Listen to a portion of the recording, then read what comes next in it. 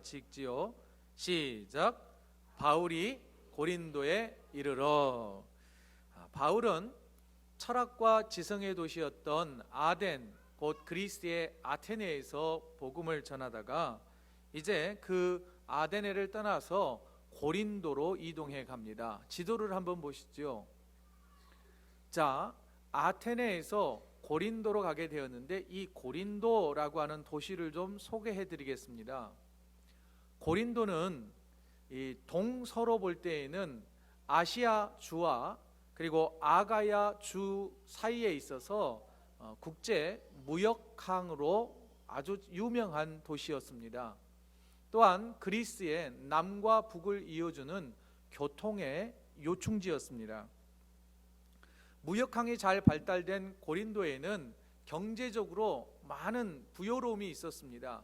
그래서 원근 각지에 흩어졌던 사람들이 이 고린도라고 하는 도시로 몰려들어서 당시 인구가 약 75만 명이 넘는 거대 상업 도시를 이루었습니다. 고린도는 매 2년마다 이곳에서 여러분들 그리스 올림픽 아시죠? 그리스의 올림픽은 지금까지도 남아있지 않습니까? 이 그리스 올림픽 게임과 버금가는 이스미안 축제, 곧 경기가 이곳에서 치루어졌습니다. 곧 이로 미루어 볼 때 고린도라고 하는 도시는 축제의 도시였습니다. 그뿐만 아니라 이 화려한 건축 양식이 발전된 이 고린도에서는 코린트식이라고 하는 건축 기법이 나올 정도로 화려한 건축물들이 많이 세워졌습니다. 그 가운데 하나, 이 고린도 언덕 위에 세워진 사랑의 여신이었던 아프로디테, 우리에게는 비너스 신이라고 더 잘 알려져 있죠. 아프로디테의 신전이 이 고린도에는 있었습니다. 이 신전에서 많은 사람들이 이 아프로디테 신전에게 나아가 복을 빌고 또한 축복을 기념하는 많은 이교도의 우상 숭배의 종교 행위를 했었습니다. 그런데 이 신전 안에는 무려 1000명이 넘는 신전 창녀들이 있었습니다. 아프로디테 여신에게 예배하러 왔던 많은 사람들은 이 신전 창기들과 불결한 그런 행동들을 일삼았습니다.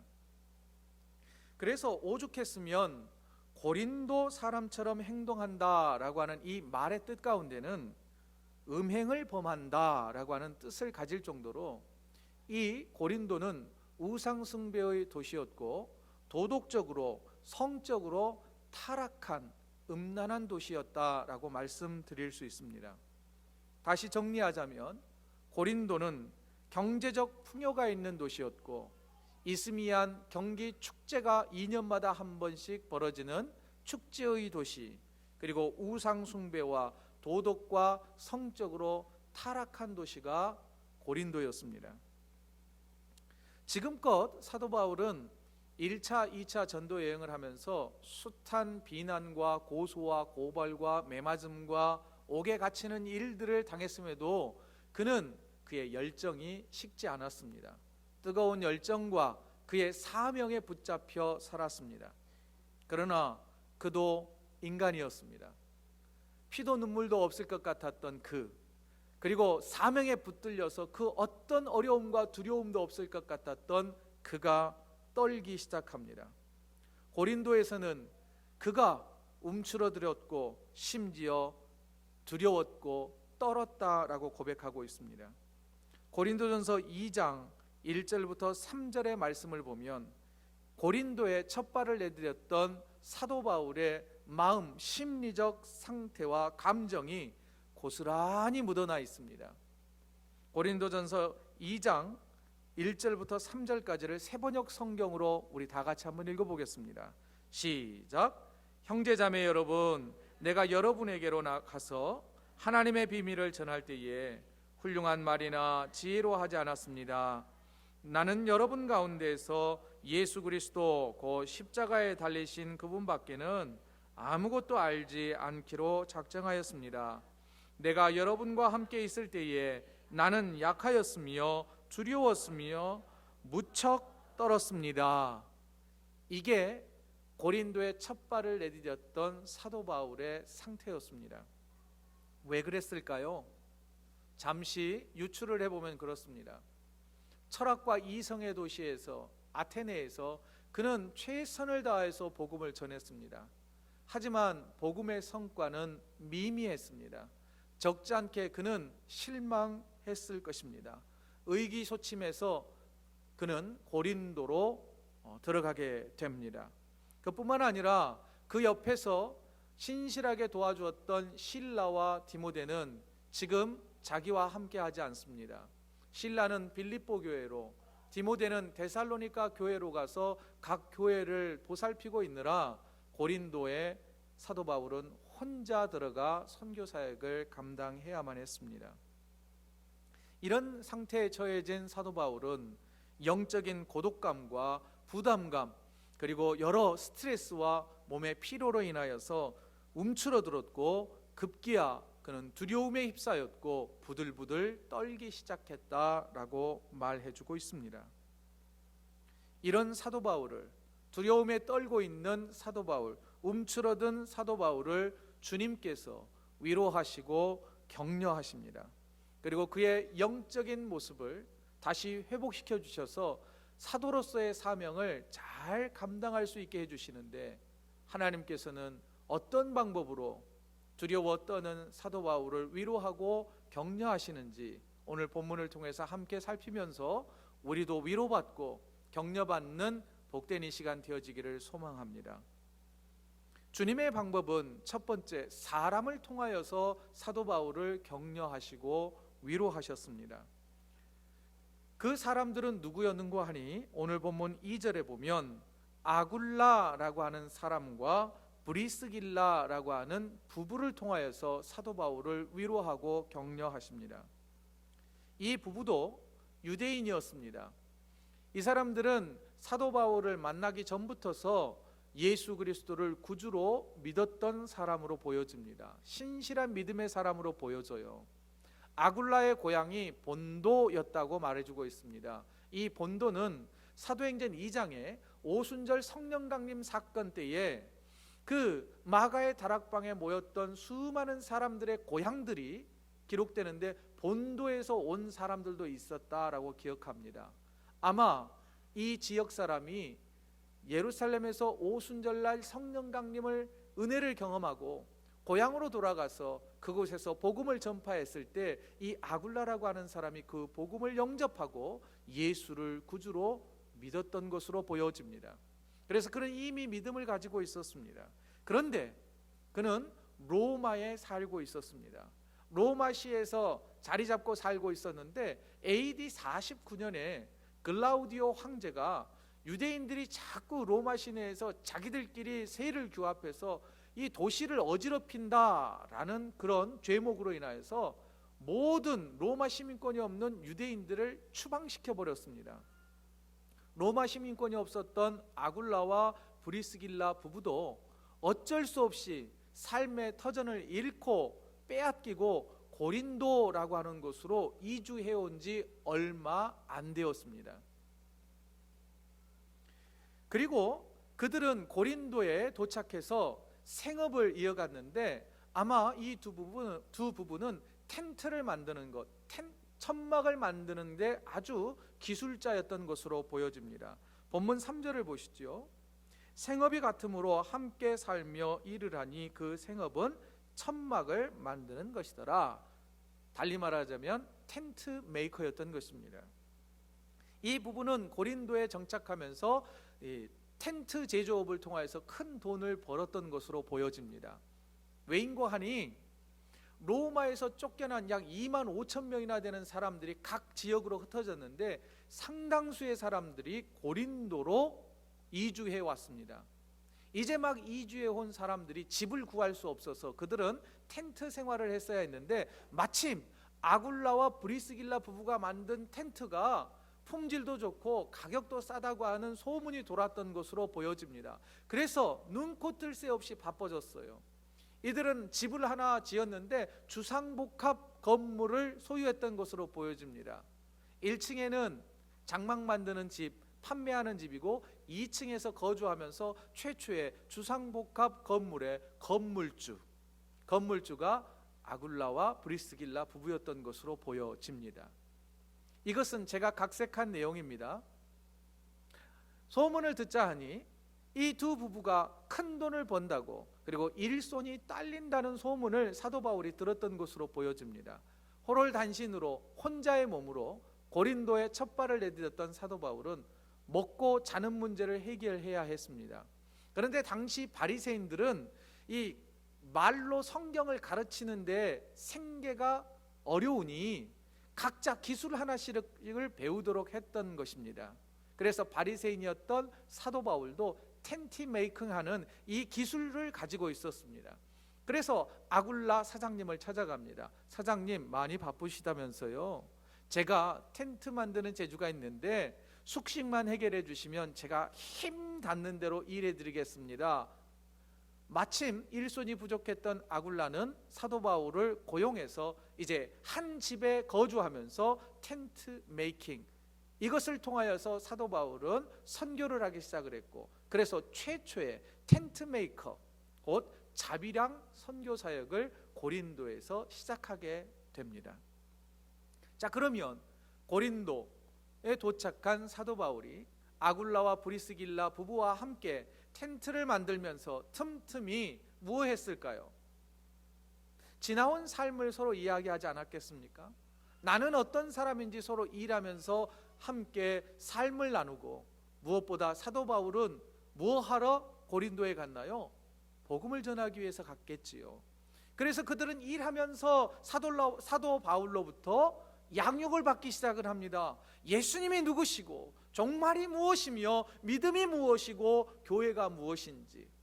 곧 아굴라 사장님의 1층 작업장은 선교센터와 양육센터가 되어서 1년 6개월 동안 이 두 부부와 사도 바울은 개인 양육을 하기 시작했던 것입니다. 1대2의 양육센터가 되었던 것이죠. 그러면서 이 아굴라 부부, 브리스길라 부부의 극진한 사랑과 또한 격려와 돌봄을 통하여서 사도 바울은 두려움을 점차 내려놓고 그의 마음과 영혼이 회복되기 시작합니다. 그래서 본문 4절을 보시죠. 본문 4절을 보면 이렇게 되어 있습니다. 회복된 사도 바울이 안식일마다 바울이 회당에서 강론하고 유대인과 헬라인을 권면하니라.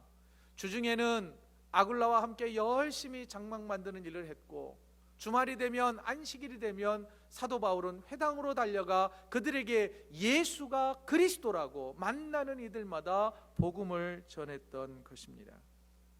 자, 여기에서 한 가지, 바울과 아굴라와 브리스길라 부부가 만난 이 사건을 한번 잘 새겨보시기 바랍니다. 여러분, 이 두 사람은 우연히 만났을까요? 저는 그렇게 생각하지 않습니다. 하나님께서 사도 바울을 위로하시고 아굴라와 브리스길라 부부를 위대한 사역자로 사용하시기 위하여 이 세 사람을 만나게 하셨단 말입니다. 우리의 만남은 우연이 아니야 라고 하는 그 노래 가사처럼 우리가 이 세 사람은 우연히 만난 게 아니라 하나님의 예정과 섭리 가운데서 만나게 되었고, 이 세 사람은 서로를 돌보고 격려하고 위로하는 아름다운 교회 공동체로 거듭나기 시작을 합니다. 이렇게 시작된 바울과 두 부부의 관계는 고린도에서 에베소로 이어졌고, 에베소에서 로마로 이어지게 됩니다. 이후에 로마서 16장에 사도 바울은 자신의 동역자들의 이름을 열거하면서 이 아굴라와 브리스길라 부부에 대하여 글로 남기기를 이렇게 표현합니다. 이 두 부부가 나 자신을 위하여 목숨을 아끼지 않았다. 목숨 바쳐 서로 섬겨주었고, 목숨 바쳐 그들을 사랑했고, 목숨 바쳐 함께 주의 복음을 전한 동역자가 되었다라고 성경은 말해주고 있고, 사도 바울은 글로 남겼습니다. 사랑하는 성도 여러분, 아굴라와 브리스길라 부부는 고린도로 가고 싶어서 간 게 아닙니다. 그들은 쫓겨났습니다. 모든 재산을 황제에게 빼앗기고 아무것도 없이 빈 털터리로 고린도로 갔습니다. 사도 바울도 고린도로 가고 싶어 갔겠습니까? 또한 그가 고린도에 첫 발을 내딛었을 때 그는 아덴에서 큰 성과를 거두지 못한 선교 결과 때문에 의기소침해서, 또한 고린도의 영적으로 타락하고 도덕적으로 타락한 그 모습을 보면서 그 도시를 바라보며 영적인 두려움과 스트레스와 또한 나름대로의 많은 부담감을 가지고 고린도의 첫 발을 내딛었습니다. 이와 같이 저와 여러분들이 이 땅 캐나다에 어떤 목적으로 어떤 상태로 여기에 왔는지 저는 다 알지 못합니다. 어떤 사람은 한국에서 실패를 경험하고 제2의 인생을 살아보겠다고 이곳으로 오셨을 수도 있습니다. 이것저것 다 안 되어서 포기하고 왔을 수도 있고, 성공해서 이곳으로 왔을 수도 있고, 자녀들을 위하여 좋은 환경을 제공하고자 유학을 떠나왔을 수도 있습니다. 각자 우리가 이곳에 온 이유와 목적은 다 다릅니다마는 저는 분명하게 말씀드립니다. 하나님께서 저와 여러분들을 만나게 하신 것은 마치 사도 바울과 아굴라와 브리스길라 부부를 만나게 하신 것 같은 그런 예정과 섭리 가운데 만남을 주셨다라고 저는 믿습니다. 그렇다면 저와 여러분들의 만남이, 또한 우리 성도들과 성도들의 만남이 상처의 만남이 아니라, 억울한 만남이 아니라 서로 위로하고 격려하며 함께 살았다 말씀하지 않습니까? 우리가 직접 같은 집에 살지는 못한다 할지라도 우리가 삶을 나누고 형편을 나누고 은혜를 나누고 물질을 나누고 우리가 나누며 서로 격려할 수 있고 위로할 수 있는 그런 만남이 되어지기를 소망합니다.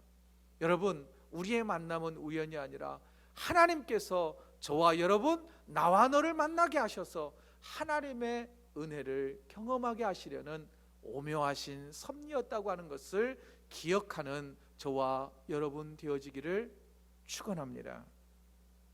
또한 주님께서는요, 사람을 통하여서 위로도 하시지만 때때로 교회 공동체를 통하여서 위로받게 하고 격려하실 때가 있습니다. 오늘 본문 5절을 우리 다 같이 한번 읽어보지요. 시작. 실라와 디모데가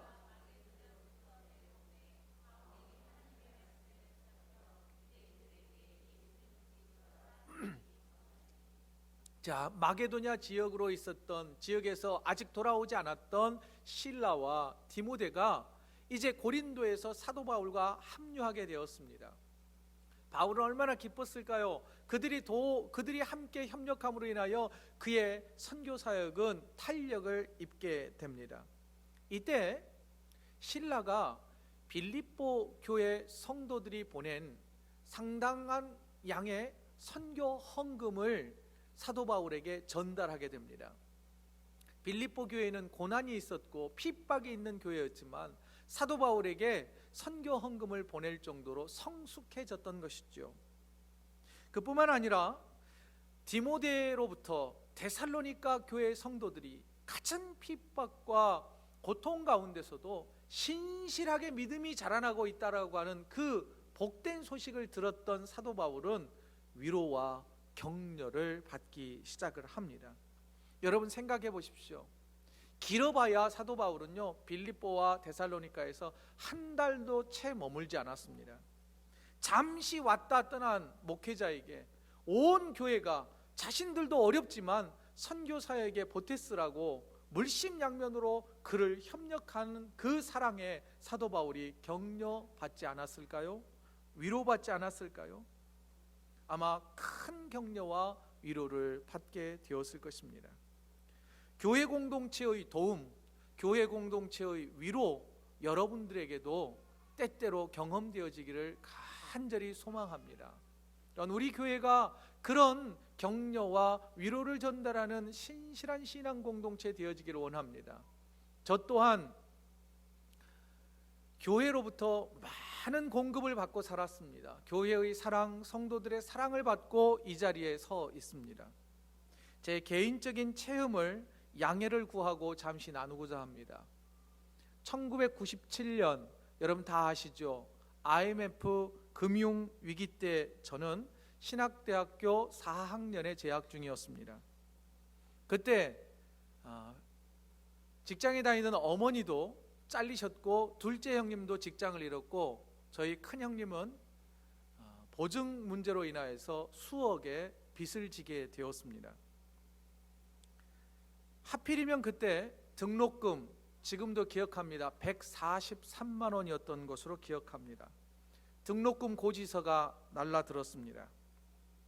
20만 원 전도사 사례금으로는 도저히 감당할 수 없는 금액이었습니다. 별 수 없어서 고지서를 들고 매일 밤 예배당을 찾아가 하나님 앞에 해결해달라고 울부짖으며 기도했습니다. 그때 저만 그런 게 아니라 같은 교회에서 사역하던 저만큼 가난하고 뭐가 짝 찢어질 만큼 힘든 친구 전도사도 저와 동일하게 고지서를 강대상에 올려놓고 기도했습니다. 어렵게 등록금은 채워져 갔고 마지막 50만 원이 부족할 때였습니다. 학교 행정실에서 조금이라도 보태려고 근로장학생을 신청을 해서 열심히 모아봤지만 50만 원을 채울 길은 없었습니다. 더 열심히 기도했습니다. 더 울며 기도했습니다. 그리고 등록금 납부 기간이 얼마 남지 않았을 그때에 교회 집사님 한 분께서 불쌍한 두 전도사들에게 은혜를 베풀어 주었고 부족한 50만 원은 정확하게 채워져서 그때 졸업할 수 있게 되었고 지금 여러분 앞에 목사의 신분으로 서 있습니다.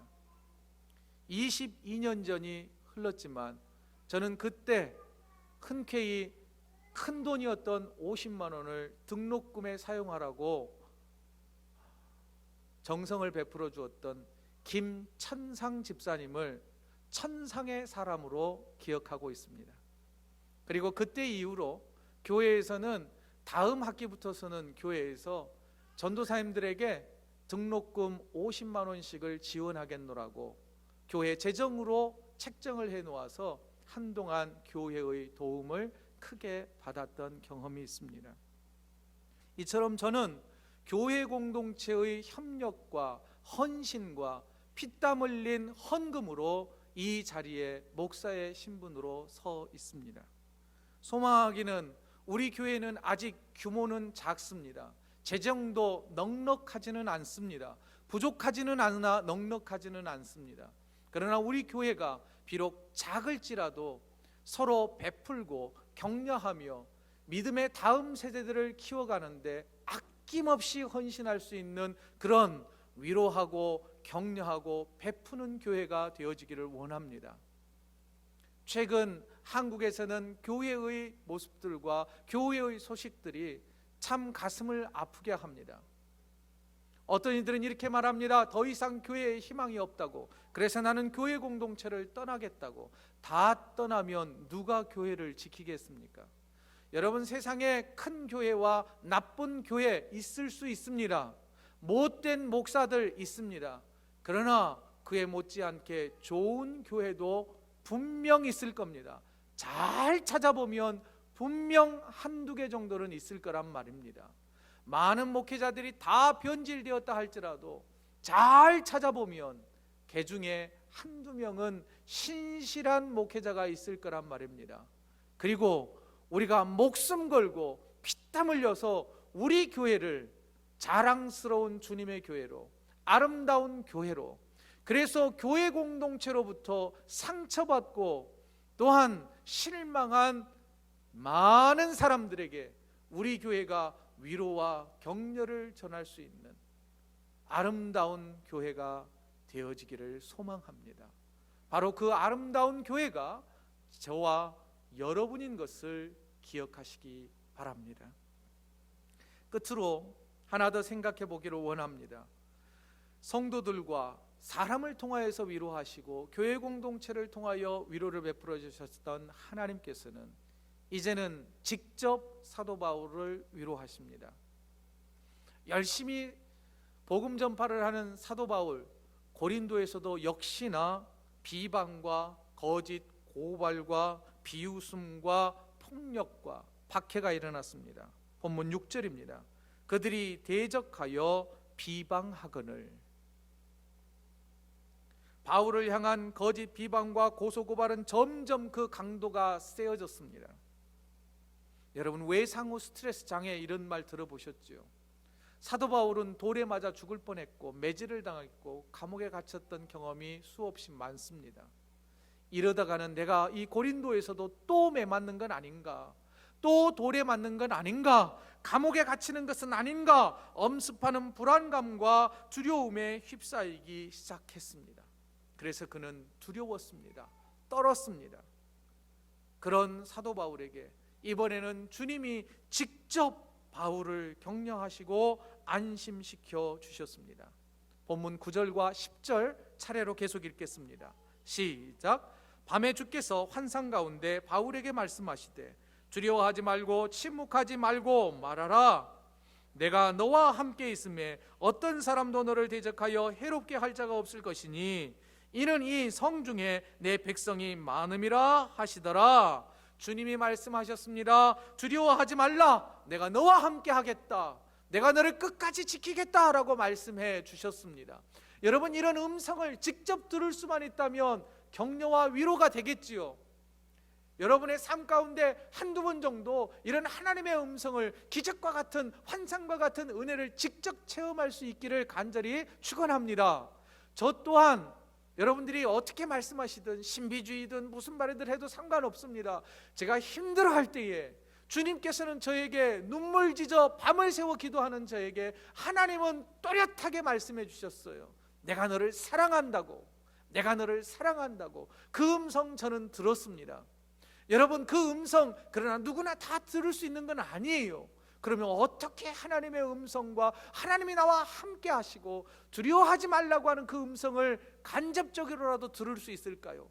성경의 여러 곳을 찾아보면 이 사도 바울에게 해주셨던 말씀과 거의 동일한 메시지가 많이 기록되어 있습니다. 모세의 뒤를 이어서 이스라엘의 백성들을 지도해야 할 종 출신이었던, 신분으로 볼 때는 모세와 비교할 수 없었던 여호수아에게, 두려워 떠는 여호수아에게 하나님이 말씀하셨습니다. 여호수아서 1장 9절 말씀입니다. 내가 너에게 명령한 것이 아니냐? 강하고 담대하라. 두려워하지 말며 놀라지 말라. 내가 어디로 가든지 내 하나님 여호와가 너와 함께 하느니라.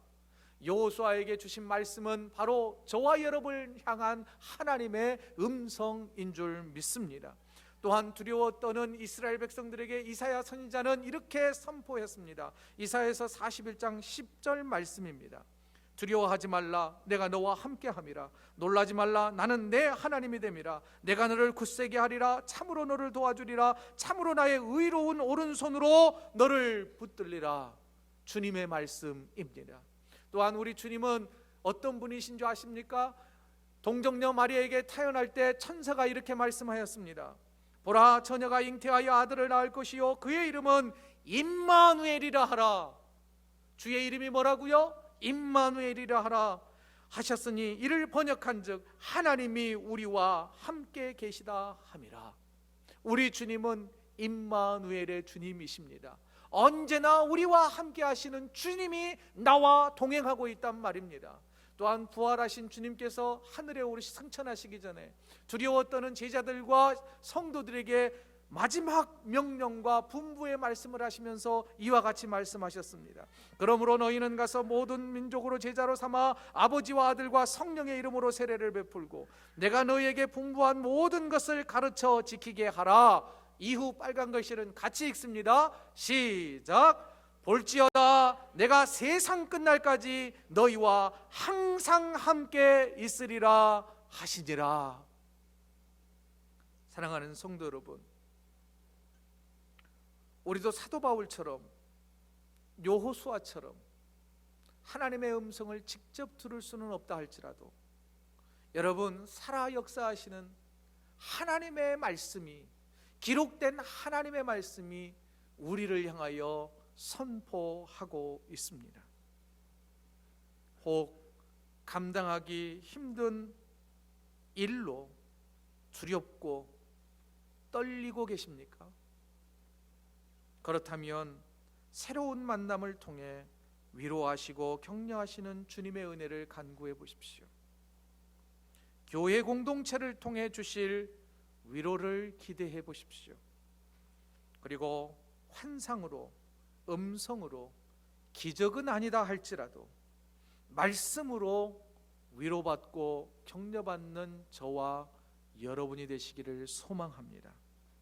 선포합니다. 주님의 말씀입니다. 두려워하지 말라. 강하고 담대하라. 내가 너와 함께 할 것이라. 내가 세상 끝날까지 너와 항상 함께 있을 것이라. 임마누엘 주님이 우리와 함께 하십니다. 기도하겠습니다.